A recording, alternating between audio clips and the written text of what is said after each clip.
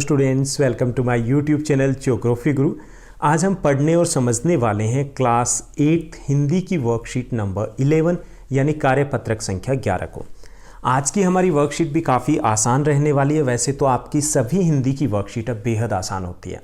आज की वर्कशीट में हम पिछली वर्कशीट में जो चैप्टर पढ़ रहे थे, पाठ पढ़ रहे थे, वो जारी रखने वाले हैं, यानी चिट्ठियों के बारे में थोड़ा और जानने का प्रयास करेंगे। तो चलिए शुरुआत करते हैं आज की इस वर्कशीट की। जैसा कि आप अपनी स्क्रीन के ऊपर देख पा रहे हैं, ये हमारी वर्कशीट नंबर 11 यानी कार्यपत्रक संख्या 11 है। हमारा विषय हिंदी है, जिसमें हम चिट्ठियों की अनूठी दुनिया पाठ को पढ़ रहे हैं। ये दूसरा भाग है। आज की दिनांक है 3 नवंबर 2020। पिछली शताब्दी में पत्र लेखन ने एक कला का रूप ले लिया था। पहले सिर्फ पत्र लिखा जाता था, लेकिन पत्र लिखना भी एक कला है। हर किसी के बस की बात नहीं होती अच्छा पत्र लिखना, हर किसी के बस की बात नहीं होती अपने भावों को दूसरों तक ठीक तरीके से पहुंचाना। डाक व्यवस्था के सुधार के साथ पत्रों को सही दिशा देने के लिए विशेष प्रयास किए गए। यानी जब से डाक व्यवस्था है वो ठीक तरीके से सुचारू रूप से शुरू हुई, तो जो पत्र लेखन है इसको सुधारने के भी प्रयास किए गए, क्योंकि पहले कोई फॉर्मेट नहीं होता था, कोई तरीका नहीं होता था, बस लिख दिया उतना काफ़ी होता था। लेकिन बाद में कोशिश की गई कि पत्रों को ठीक तरीके से लिखा जाना चाहिए। जैसे आप लिखने का प्रयास करते हो, हिंदी व्याकरण में लिखने का प्रयास करते हो, तो आपको बताया जाता है कि ये नियम रहेंगे। तो ऐसा ही यहाँ पर प्रयास किया गया। पत्र संस्कृति को विकसित करने के लिए स्कूली पाठ्यक्रम में पत्र लेखन का विषय भी शामिल किया गया। ये एक पहला प्रयास था, जिसे हर किसी को पत्र लिखना कम से कम आ सके कि ठीक से कैसे लिखा जाता है। साथ ही साथ भारत ही नहीं, दुनिया के कई देशों में ये प्रयास चले। विश्व डाक संघ ने अपनी ओर से काफ़ी प्रयास किए। विश्व डाक संघ की ओर 16 वर्ष से कम आयु वर्ग के जो बच्चे हैं उनके लिए पत्र लेखन प्रतियोगिताएं आयोजित करने का सिलसिला शुरू किया गया। कब शुरू किया गया? 1972 से। यानी कि ऐसे पत्र लेखन, अब आप देखते हो कि समय समय पर आपके विद्यालय में भी निबंध लेखन प्रतियोगिता होती है, पत्र लेखन प्रतियोगिता भी होती है। तो ये उसी सिलसिले का एक हिस्सा है। यह सही है कि खास तौर पर बड़े शहरों, महानगरों में जो संचार के साधन है उनका तेजी से विकास हुआ, और उसके कारण पत्रों की आवाजाही वो प्रभावित हुई है। किसके कारण? संचार के साधन। आपने पत्र लिखा है? नहीं लिखा है। आपके पेरेंट्स, अगर माता पिता से पूछोगे, उन्होंने लिखे होंगे, उनके घर में आते होंगे। अब क्यों नहीं लिखती? व्हाट्सएप है हमारे पास, ईमेल है हमारे पास, सेल फोन है हमारे पास, टेलीग्राम है हमारे पास। बहुत सारे ऐसे माध्यम हो गए हैं कि हम अपने विचारों को सीधे ही लिख करके भेज देते हैं, पत्र नहीं लिखते हैं। तो अब आवाजाही प्रभावित है। लेकिन फिर भी देहात की बात करें, गांव की बात करें, तो आज भी चिट्ठियों का प्रचलन है, अच्छा खासा है। कम वहाँ भी हुआ है, लेकिन अभी भी है। फैक्स, ईमेल, टेलीफोन, मोबाइल ने चिट्ठियों की दुनिया को तेजी से रोका है। पर व्यापारिक डाक की संख्या लगातार बढ़ रही है। अब जो पत्र का प्रयोग ज़्यादातर किया जाता है उसमें व्यापारिक डाक होती है, व्यापार के लिए, या फिर जो ऑफिशियल लेटर जिसको बोलते हैं, वो आज भी डाक के द्वारा ही आते जाते हैं। तो अभी भी पत्रों का प्रचलन जारी है। जहाँ तक पत्रों का सवाल है, अगर आप बारीकी से उसकी तह में जाएं, अगर हम पत्रों की तह में जाने की कोशिश करें, तो आपको ऐसा कोई नहीं मिलेगा जिसने कभी किसी को पत्र ना लिखा या ना लिखाया हो। पत्रों का बेसब्री से जिसने इंतजार ना किया हो, यानी कि हम पहले की दुनिया की बात करें, पिछली पीढ़ी की बात करें, तो हर किसी ने पत्र लिखा है, हर किसी ने पत्र का इंतजार किया है, क्योंकि पत्र बहुत महत्वपूर्ण होते थे एक दूसरे के विचारों को जानने के लिए, एक दूसरे तक अपने भावों को पहुंचाने के लिए। तो पत्रों का जो इंतजार था वो एक अलग इंतजार होता था।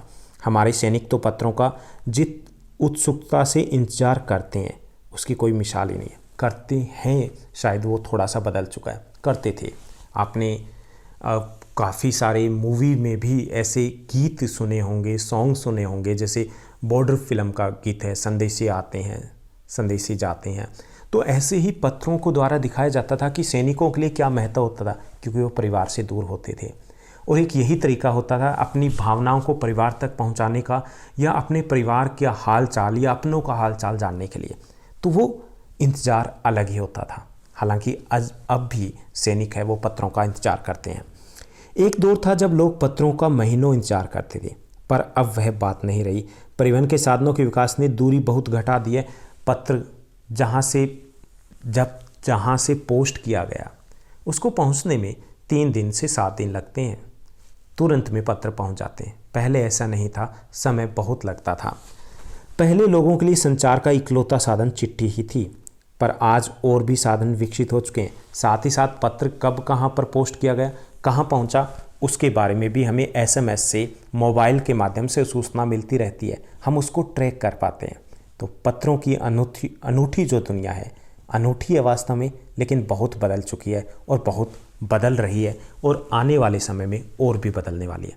तो ये थी हमारी आज की वर्कशीट में गद्यांश हमने समझा। कुछ शब्दार्थ दिए गए। शताब्दी जो है उसका अर्थ होता है 100 वर्ष। प्रयास कोशिश। संस्कृति मतलब परंपरा। विकसित का अर्थ होता है बढ़ावा देना।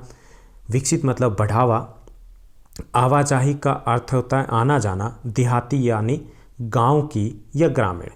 तह का मतलब होता है गहराई में जाना।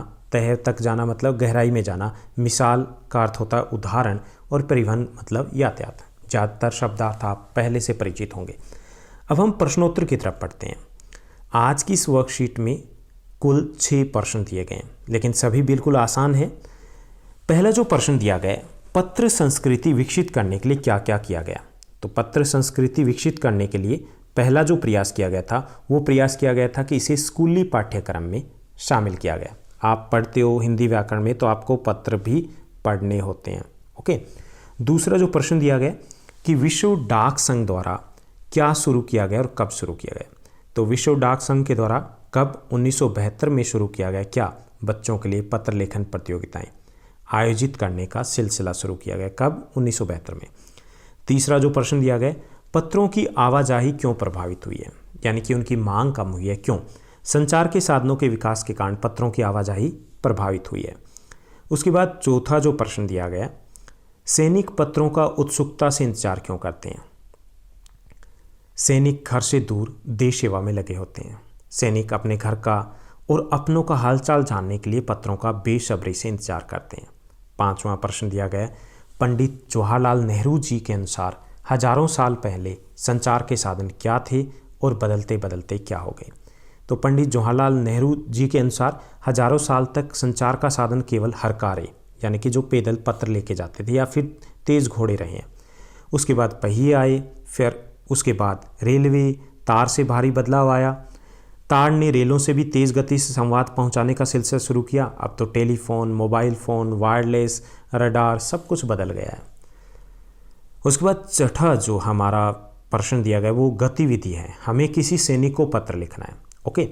यदि आपके परिवार में, आपके आसपास रिश्तेदार या कोई सैनिक है आपके आसपास में, कॉलोनी में, तो आप उनका नाम भी यहाँ पर लिख सकते हो और ये पत्र लिख सकते हो।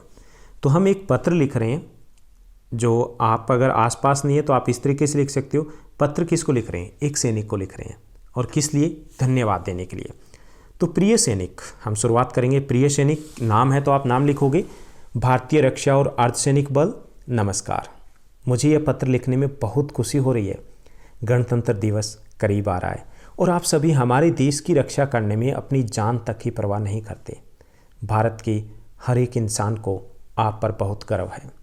मेरे पत्र लिखने का मुख्य उद्देश्य यही है कि मैं आपको मेरे और मेरे परिवार की तरफ से धन्यवाद करना चाहता हूँ। हम सभी आपके कारण गर्वित महसूस करते हैं। जो आप जैसे सैनिक हमारे देश की रक्षा करते हैं, हम जो आज यहाँ इतनी आज़ादी और सुरक्षा के साथ अपना जीवन यापन करें, वह सब आपकी बदौलत है। आप हमारे देश की शान हो। मैं पूरे दिल के साथ, विनम्रता के साथ आपको हाथ जोड़कर नमन करता हूँ, धन्यवाद करता हूँ। आपको मेरा शत शत नमन, धन्यवाद। आपका शुद्ध चिंतक एक भारतीय। आप अपना नाम भी यहाँ पर लिख सकते हो। ओके। तो ये था एक पत्र हमने सैनिक को लिखने की कोशिश की है। आप इससे बेहतर भी लिख सकते हो। आप ये लिख सकते हो, और अगर लगता है कि आप बेहतर लिख सकते हो तो आप वही अपनी वर्कशीट में करोगे। तो ये थी हमारी आज की आसान सी वर्कशीट। आपकी क्लास की सभी वर्कशीट इस चैनल के ऊपर एक दिन पहले अपडेट कर दी जाती है, पब्लिश हो जाती है। आप इस चैनल के साथ बने रहिए। लाइक, शेयर, सब्सक्राइब ज़रूर कीजिएगा और हाँ, एक छोटा सा कमेंट भी कीजिएगा। Thank you, bye bye, have a nice day.